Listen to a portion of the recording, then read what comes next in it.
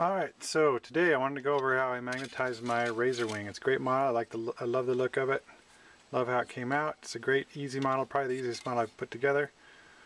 So for the guns, you can see on the back side of these guys, on the weapon mount plate there, right on the back side I just put a magnet there, 6mm magnet. On the weapon itself, I put just a little bit of sheet metal. I cut just a little square of sheet metal and glued it on the back there. And it goes in pretty good even without it, but I just wanted to make sure it was going to stay. So I put those guys on there and magnetized. Alright, so that goes on pretty good. For the missiles, all I did was again took those 6mm magnets, mounted them right above where the missiles go, right above the mounting plates. It worked really well on the central ones. These two guys worked really well because there's not a whole lot of plastic between the magnet itself and the weapon mount. You can see on the outside ones there's a little bit of plastic right under here, as well as you have to glue on another piece which makes it taller there.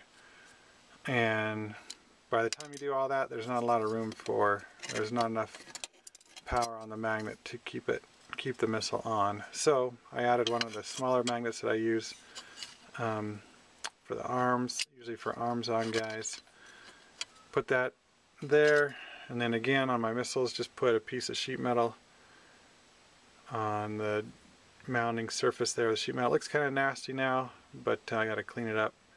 I'm gonna fold the metal over a little bit, clean up the lines, but you get the idea there that it just snaps right onto the magnet. And once it's on, you can't really see that sheet metal, especially once you paint it. And it works real well too on the central one. You can see it goes on pretty easily. So there's the missiles, the front armament.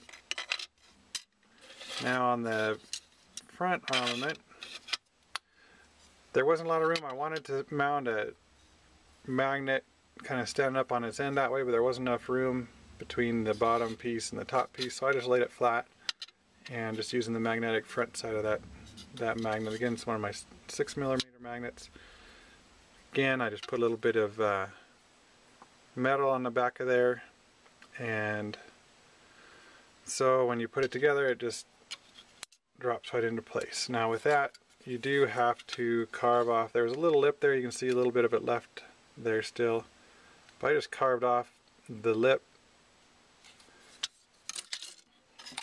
You can see where this edge went around. I just carved off the edge there because that edge used to hold this weapon mount in place. It would hold it so you couldn't pull it in and out once you glue the two together. So now once it's together, you can still take that in and out.